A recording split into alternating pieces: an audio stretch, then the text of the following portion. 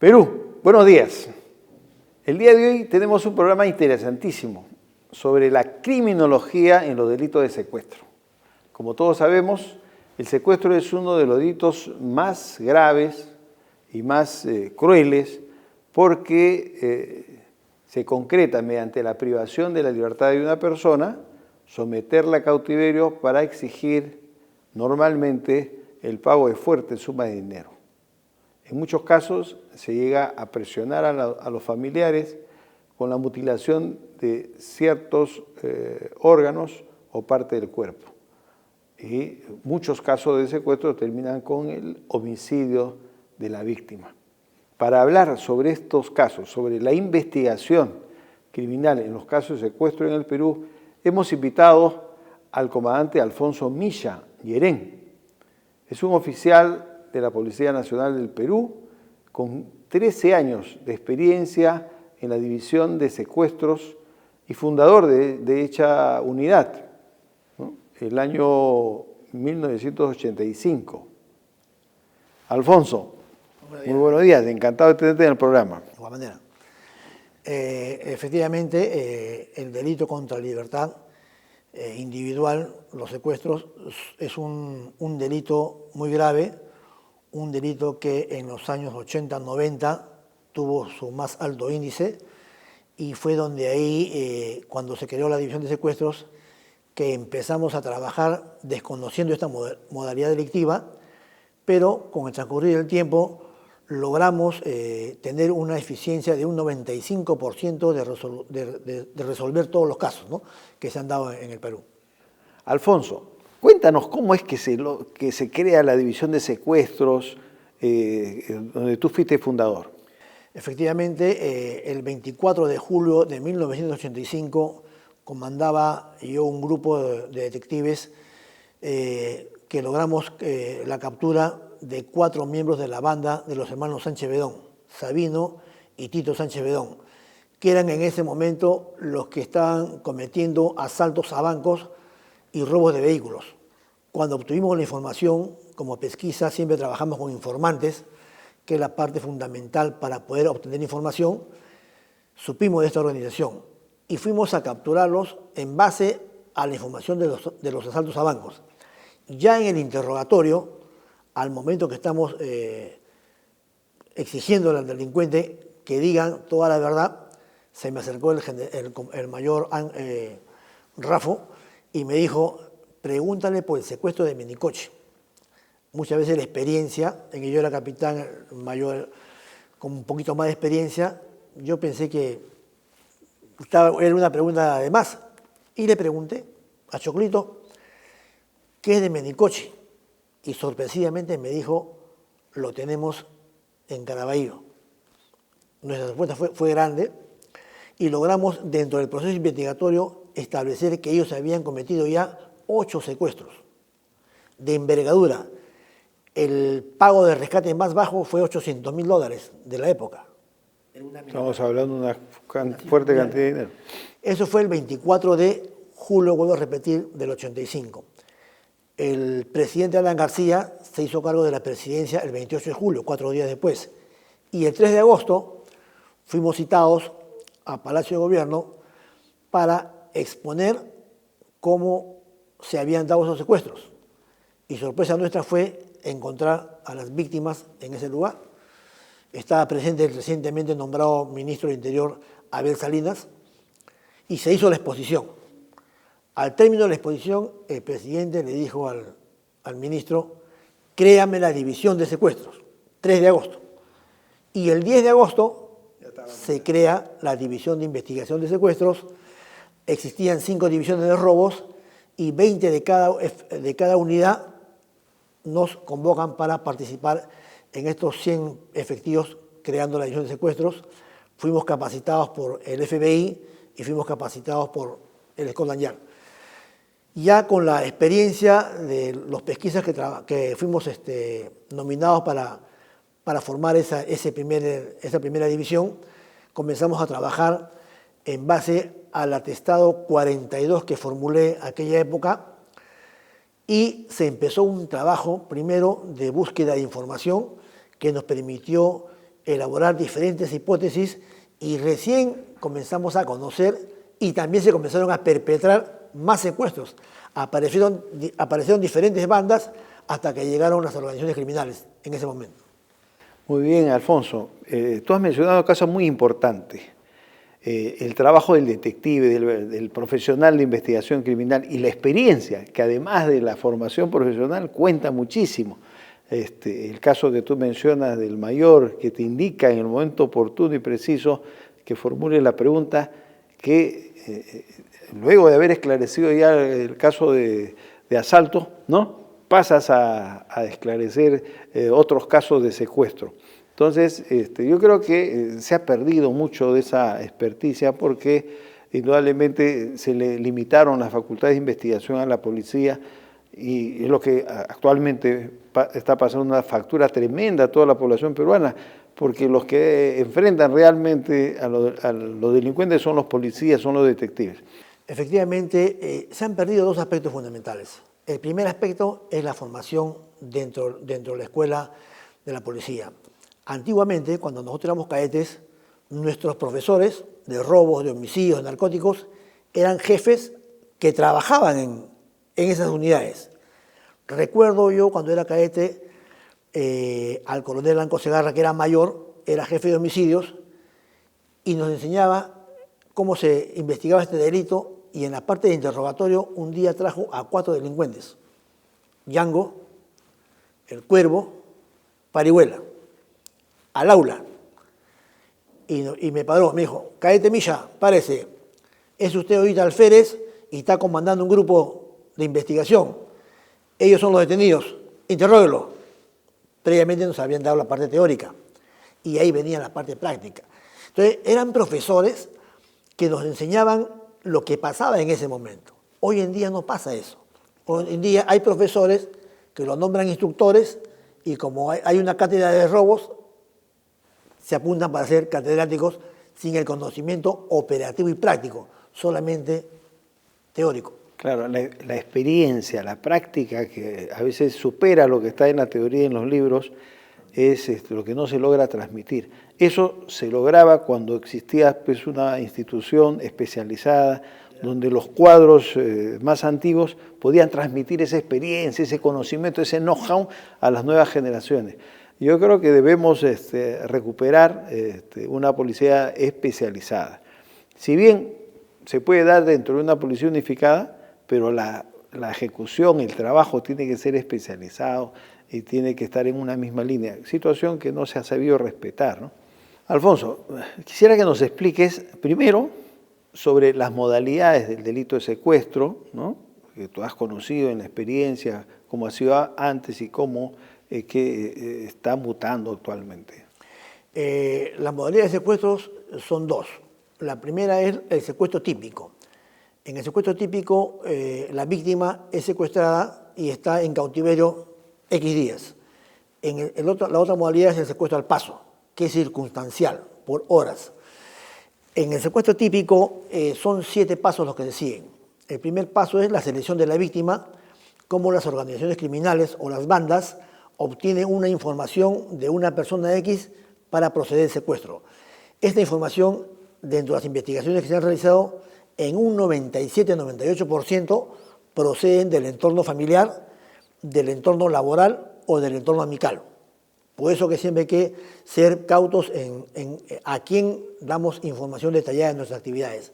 El segundo paso es el seguimiento-reglaje. Ya con la información obtenida, la organización criminal determina a unas personas del grupo para que le hagan el seguimiento para establecer cuál es su rutina y conocer en qué momento, en qué lugar y a qué hora efectuar el secuestro, teniendo en cuenta que no haya una comisaría cerca, teniendo en cuenta que no haya un módulo de seguridad, que no haya patrullaje de serenazgo, que no haya patrullaje de las comisarías, para poder efectuar el secuestro y dar inicio a la fuga para el tercer paso, que es ya el secuestro propiamente dicho.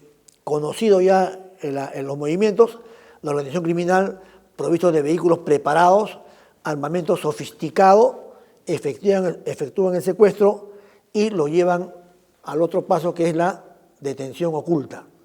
En este lugar X, la víctima es sometida a torturas de diverso tipo. Hoy en día ya son unas torturas que van hasta la crueldad extrema. Una vez que ya está en la detención oculta, viene el otro paso, que son las negociaciones, que es el punto más importante, porque ahí se va a establecer, de acuerdo a, valga la redundancia, a la negociación, la liberación de la víctima, tras un pago de rescate. Y es ahí donde la policía especializada, que es la División de Investigación de Secuestro, donde hace un trabajo de asesoramiento a la familia, que va a ser la que va a negociar con los delincuentes. Luego de las negociaciones viene el pago del rescate. Una vez negociado, el monto ya exigido, que generalmente la policía tiene como meta que del monto exigido se pague entre el 10 y el 20%. ¿Y por qué se dice eso? Porque a la hora que se va negociando, se va alargando los días y va permitiendo a la policía, sobre las hipótesis elaboradas de acuerdo al modo operandi efectuado por los delincuentes, ir detallando qué organización probablemente haya sido la autora del secuestro. Y el próximo paso es ya la liberación de la víctima. Una vez pagado el rescate, se libera a la víctima. Pero aquí también puede pasar el rescate, que al momento de que se va a hacer el pago del rescate, interviene la policía, captura a las personas a los delincuentes que han cobrado el dinero y se puede llegar al lugar donde esté en cautiverio la víctima. Pero aquí hay que tener mucho cuidado, porque muchas organizaciones criminales utilizan el compartimentaje, que quiere decir que los que secuestran son unos delincuentes, los que los cuidan son otros, los que negocian son otros y los que recaudan el dinero son otros. De tal manera que cuando sean capturados no van a conocer dónde está la víctima. Por eso nuestra policía, gracias a Dios, tenemos una división de secuestros altamente especializada que tienen un trabajo técnico, profesional, de cómo saber y en qué momento, con autorización de la familia, proceder al rescate de la víctima. Así es, Alfonso. Has mencionado muchas cosas importantes. En primer lugar, el tema de la alta especialización de los detectives. Es increíble que haya normas que pongan a otro profesional que no tiene nada que ver, que no conoce investigación, con las pretensiones de dirigir a los verdaderos profesionales de investigación. Es un absurdo. Nosotros, los que somos detectives, sabemos que el investigador se autoconduce a sí mismo. El director es el que dirige, el investigador es el que dirige la investigación. La participación del Ministerio Público, en todo caso, es para verificar o velar por la legalidad de la actuación policial, ¿no? Orientarla legalmente. Esta situación no la entienden por desconocimiento de la complejidad y de la alta especialización que requiere el trabajo de detective.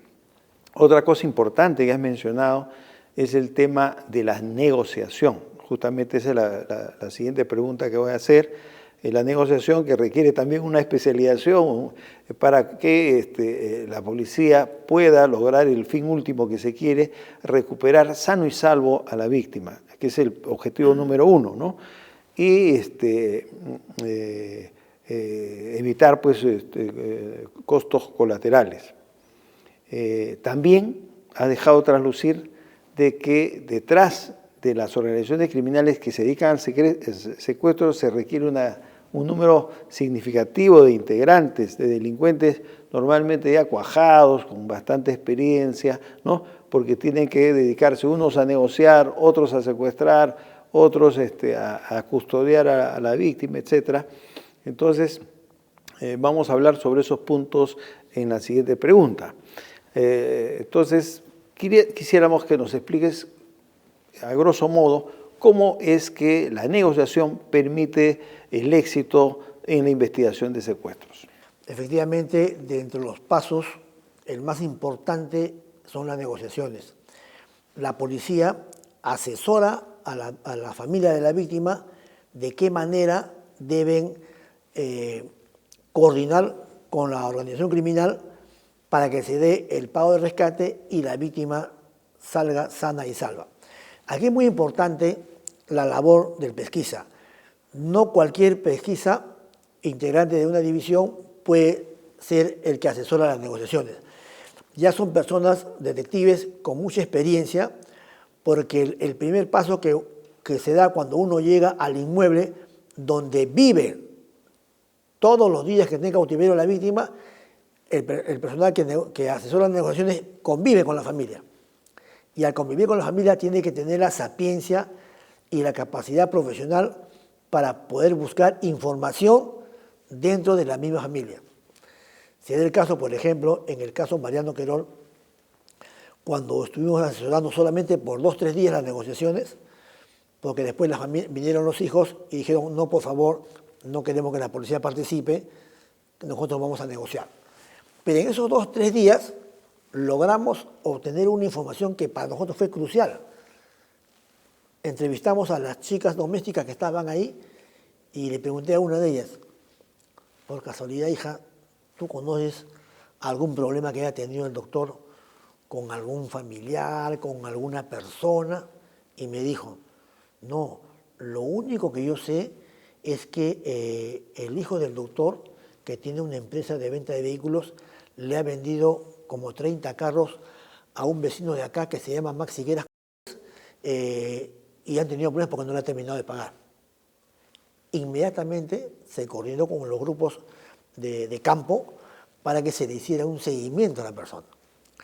Cuando se dieron las negociaciones, las llamadas telefónicas, en esa época no había celulares, cuando se hicieron las negociaciones, se estableció en coordinación con las empresas telefónicas de que las llamadas estaban siendo efectuadas Chaclacayo, Chosica, a inmediaciones de esos 2 distritos. Y en el principio, cuando se comenzó a hacer el seguimiento, se determinó que el señor Higueras Cortés se le había visto por Chaclacayo y se le había visto por Chosica. Eso nos daba ya un indicio muy razonable de que podría estar involucrado. Entonces, al tercer día, como vinieron los hijos, y no permitieron que nosotros, muy educadamente, lógicamente, que saliéramos de la investigación, comenzamos nosotros a hacer el trabajo por fuera, porque la policía no puede dejar de perseguir el delito de oficio. Entonces, cuando ya se pagó el rescate, que ya nosotros teníamos todo mapeado, hablamos con el doctor Querol y nos contó la historia cómo había sido y procedimos a hacer otro ardid. Mandamos a una de las chicas a decirle al señor Higueras Cortés que su papá quería hablar con él. Y ahí obtuvimos una información porque ella se había perdido el rastro de la persona y nos dio una información que fue crucial para nosotros. Fue la chica y dijo, el señor Higueras quiere hablar el señor Querol quiere hablar con usted. Salió el papá. No, mi hijo no puede hablar porque ya hoy día se va al norte a las 3 de la tarde. Inmediatamente articulamos con los 120 hombres que teníamos en la divise y con un personal más que nos apoye a establecer en qué agencia de viajes o en qué agencia de aviones habría un pasaje a nombre de Max Higueras Cortés. Y efectivamente determinamos que en el aeropuerto, en Aeroperú, había un pasaje a nombre de Max Higueras Cortés a las 3 de la tarde con 2 personas más. Se puso vigilancia en la casa y en su empresa. Y justamente estaba quien les habla, al mando de nuestro comandante en ese país, don Remigio Hernani Meloni, que también fue ministro de Interior, como usted. Y hicimos la vigilancia y a las 2 de la tarde sale en un vehículo, dejamos que avanzara 2 cuadras, lo intervenimos. Y era una persona que medía 1,90 m. A la hora de intervenirlo en San Isidro, comenzó a gritar, auxilio, auxilio, me están secuestrando, y comenzó a correr. Inmediatamente que yo estaba más joven, más rápido, comencé a corretearlo y con disparos al aire. Lo pudimos reducir. Al momento que le hicimos el registro personal, en una bota le encuentro $7.000, en la otra bota $8.000, si no me equivoco. Como ya nosotros habíamos dispuesto que cuando se pague el rescate, se haga una fotocopia del dinero, llamé a la división de secuestros para preguntar y le di un número del dinero que yo había encontrado y me ratificaron que era uno de los billetes que había sido pagado. Evidentemente ya era el autor del secuestro. Fuimos a su casa y encontramos $60.000 más, ya con presencia del fiscal. Recién en ese momento la presencia del fiscal, ¿no?, Porque antiguamente teníamos nosotros la investigación preliminar, todas las actividades investigativas. Los detectives peruanos eran los directores de la investigación y no tenían esa limitación de tener que pedir permiso, autorización o la disposición del fiscal. Así, hoy cuando hay una denuncia, se arma una carpeta fiscal, se envía a la fiscalía y después de un mes regresa. Es importantísimo restaurar la capacidad de actuación autónoma, por iniciativa propia, de los detectives de investigación, porque esa es la forma en la que se combate la delincuencia. Sí, ahí logramos, por ejemplo, después de intervención, lograr que el delincuente nos diga dónde estaban los otros integrantes. Y efectivamente han hecho SICA, logramos capturar a toda la organización criminal, eran 4, ¿no? Y establecimos pues, que el fin del secuestro, que había sido llegar a cobrar los $150.000, que los recuperamos totalmente, los recuperamos el dinero, era porque el señor Higueras Cortés, que no era un delincuente, aquí también hay una anécdota de cómo se ideó el secuestro. Un día el señor Higueras se va a Chosica, a Chaclacayo, perdón, a una reunión de un fin de semana, y al final de la reunión viene el mayordomo y le pasa el voucher. Uy, no tengo plata, le dice. Y él dice, bueno, entonces, ¿por qué no hacemos un secuestro? De broma, ¿no? Y Maxi Higueras Cortés y el chico, de verdad, pues. Ahí se dan la mano y se dan la dirección y teléfono. Al día siguiente Higueras Cortés va y lo busca al empleado de ese restaurante y se ponen de acuerdo de cómo secuestrar al señor Higueras Cortés. Diré que Mariano Querol, como era un psiquiatra conocido, captan a otra persona que va a su consultorio 1 o 2 veces. Y en la tercera vez, la estrategia de ellos era que el psiquiatra vaya a una casa a atenderlo. Le dan una dirección en San Borja, el doctor se va con su chofer y a la hora que llega a la determinada calle, sale un sujeto, lo entrevista, se le acercan todos, lo secuestran y se lo llevan. Así fue la forma como idearon secuestrar a esta persona, utilizando el armamento de uno de los chicos que tenía, que era hijo de un oficial del ejército, y idearon ese secuestro y lograron efectuarlo y cobrarlo. Pero, como voy a repetir, cuando hay capacidad profesional, como es la División de Investigación de Secuestro, se logró esperar que se pague el rescate, liberen a la víctima y proceder a la captura posteriormente para no poner en peligro la vida del... Perfecto, indudablemente es un excelente trabajo. Sería muy interesante para todos nosotros conocer, de acuerdo a tu experiencia, a los muchos años que has trabajado en secuestros, cuáles son las características criminológicas que tienen los autores de delitos de secuestro de estas organizaciones criminales. Como organización criminal siempre hay que ver la organización en sí, el número de integrantes y el objetivo. En base a estas 3 características se establece ya la estructura de la organización y el fin de la organización, que tiene que ser permanente. Una organización criminal no es hoy día cometer un asalto y no. Una organización criminal tiene un tiempo permanente e indefinido. En base a estas características se ha establecido que las organizaciones, por ejemplo las peruanas, tenían un tipo de crueldad menor a las organizaciones extranjeras que vemos hoy en día. A los venezolanos. A los venezolanos, colombianos. ¿Por qué? Porque el delincuente peruano no era, digo, porque ahora están copiando ya la misma característica extranjera. La crueldad. No eran tan crueles. Solamente se dio un caso en que a un secuestrado, hijo de un narcotraficante, le cortaron el lóbulo de la oreja. Después casi nunca hubo tortura. Simulaban tortura, que cuando nosotros pusimos el rescate no habían tenido tortura, solamente tortura psicológica, no mucho física. Pero con la llegada del crimen organizado extranjero, organizaciones extranjeras, cambió la figura. Ellos tienen una característica de extrema crueldad. ¿Con qué finalidad? Con la finalidad de que el familiar o los familiares puedan rápidamente pagar el rescate que están solicitando. Acabamos de ver el último rescate que hizo la División de Secuestros en Huaraz, cómo al empresario le habían cortado 5 dedos de la mano. O sea, una crueldad tremenda. Son sanguinarios, en otra palabra, extremadamente sanguinarios. Y lo hacen, vuelvo a repetir, con la única finalidad de dar pánico y miedo no solamente a los familiares del secuestrado, sino a todas las personas, propietarios de negocios, propietarios de todo tipo de comercio, empresarios, para que cuando sean secuestrados sepan que en cualquier momento los pueden matar. Como que hemos visto, hemos encontrado cadáveres de personas totalmente destrozados, ¿no?, cuando no pudieron cumplir con el pago de rescate. Y que eso le da una señal a otros empresarios, a otras personas, de que cuando sean secuestradas o extorsionadas, tienen que pagar rápidamente, ¿no?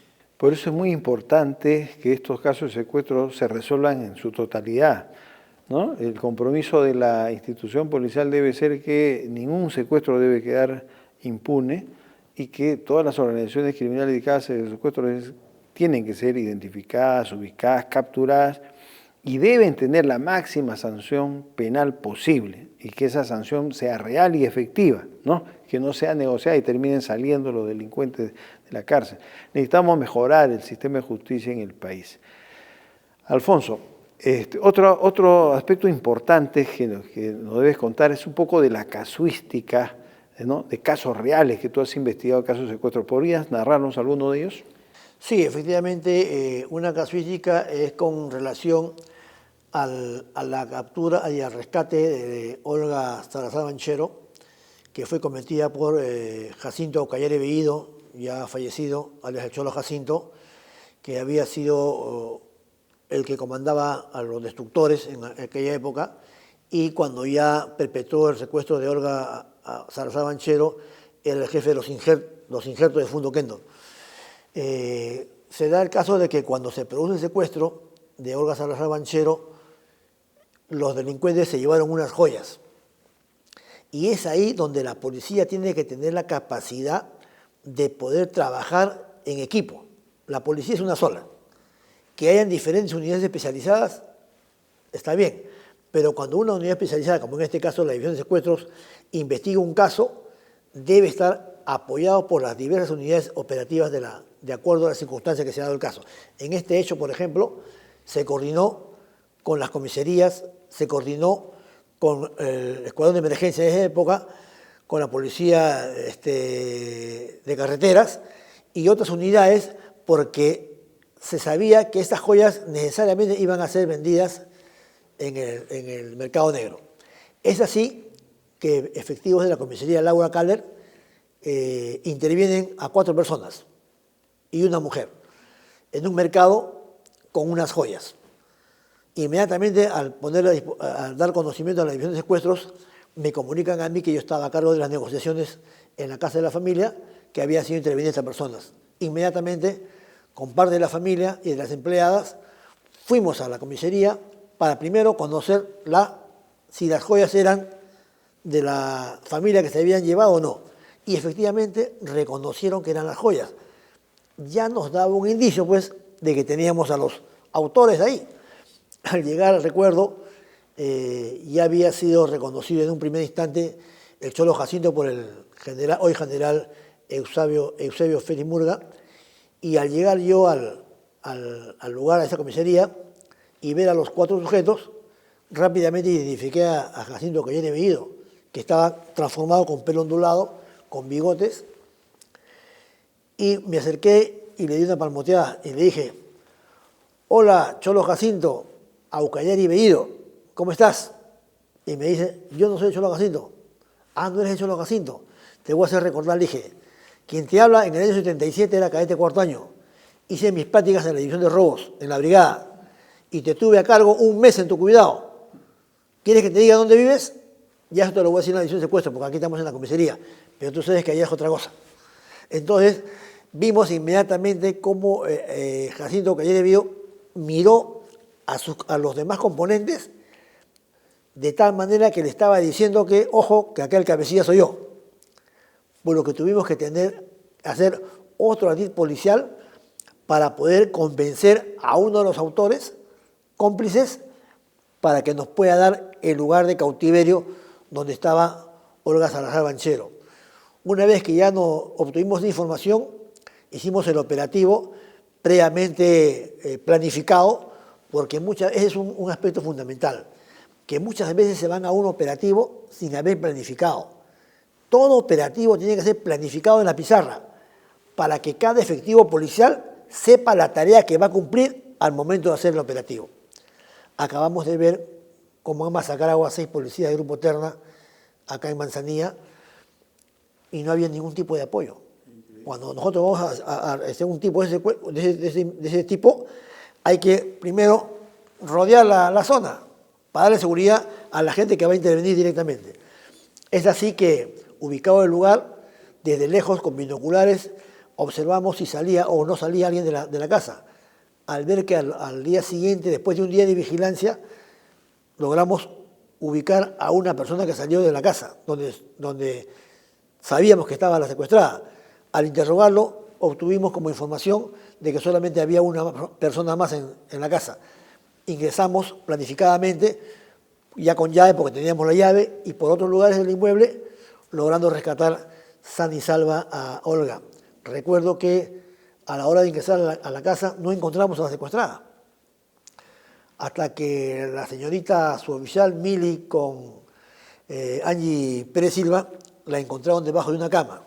Estaba temblando la chica, temblaba, y recuerdo que no podían ni agarrar el vaso. Y ahí viene el trabajo policial ya de aprecio, de cariño con la víctima. La abrazamos, ya mamita, no te preocupes, somos de la policía, no te va a pasar nada.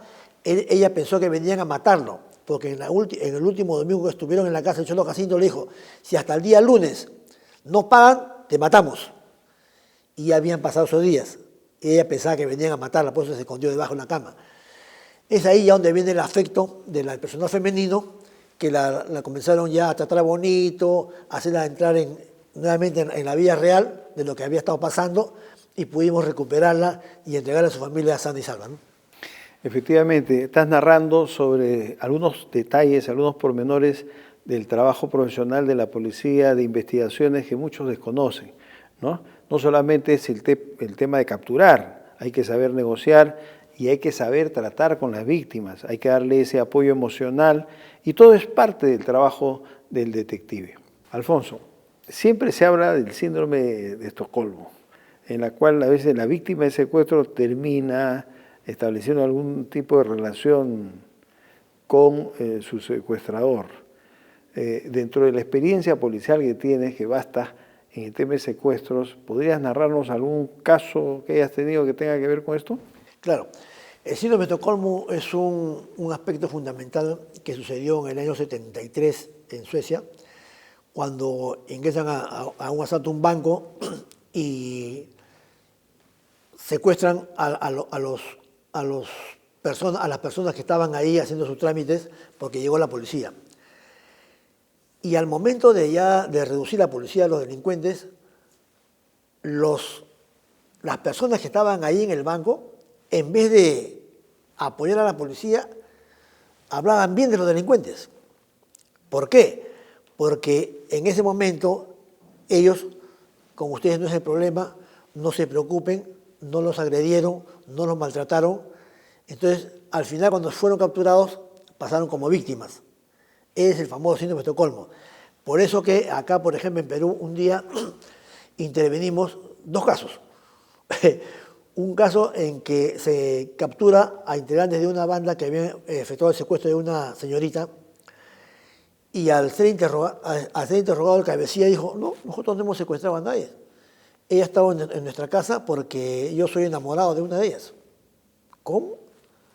Oye, ahí está la denuncia, ahí está la investigación que hemos hecho, que traigan a la agraviada. Efectivamente trajimos a la agraviada. Y él nos había dicho previamente que, como signo de ese amor, le había obsequiado una cadena de oro que ella llevaba en el tobillo. Efectivamente, cuando trajimos a la señorita agraviada, todos estábamos pendientes de su tobillo y efectivamente tenía una cadena de oro con el nombre del delincuente. Al ser interrogada y poner los delincuentes a través del doble espejo para que hagan reconocimiento, la chica no reconoció. Entonces la senté y le dije, mira, hija, yo sé que tú estás sometida y estás bajo los efectos del síndrome de Estocolmo. Te voy a explicar qué es el síndrome de Estocolmo. Es un tema donde tú por el pánico, el miedo a que te vuelva a pasar algo, estás haciendo lo que el delincuente está indicando. Dime la verdad, ¿te secuestraron o no te secuestraron? Recién allí la señorita entró en llanto y reconoció a los delincuentes y que efectivamente la cadena que la llevaba ahí no era por amor al delincuente, sino por el pánico a volver a ser secuestrada o que su familia sea secuestrada como había sido amenazada por el delincuente. Y otro aspecto fundamental también, que ya estábamos, si era síndrome de Estocolmo o no, es que era que la banda de los Sánchez Bedón había un delincuente, Che Carlitos, que era un tipo joven, buen mozo él, y habían secuestrado a una chica. Resulta que ya se había pagado rescate y la chica no quería ser liberada porque, entre otros temas, o se había enamorado del delincuente o había estado con el sujeto al síndrome de Estocolmo, por lo que los delincuentes tuvieron que obligarla a sacarla del lugar donde está en cautiverio, pese a que ya se había pagado rescate, ¿no? Son casuísticas que en la vida operativa uno ve y analiza y la va trasladando a otros episodios para que en la conferencia que damos las personas sepan qué tipo de situaciones se presentan y puedan salir airosas, ¿no? Claro, hay un caso famoso que me ha hecho recordar en Colombia, un secuestro que duró muchos años, donde la secuestrada terminó emparejada con uno de los terroristas que lo había secuestrado. Bueno, son casos que suceden pues muy particulares, pero que denotan la complejidad de lo que puede pasar dentro de un secuestro y también si el secuestro es prolongado o no, ¿no?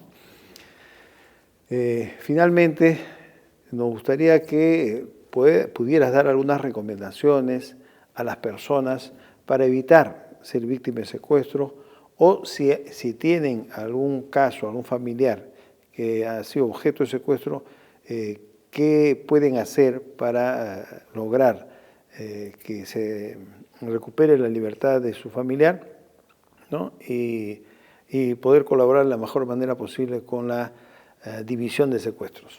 Claro.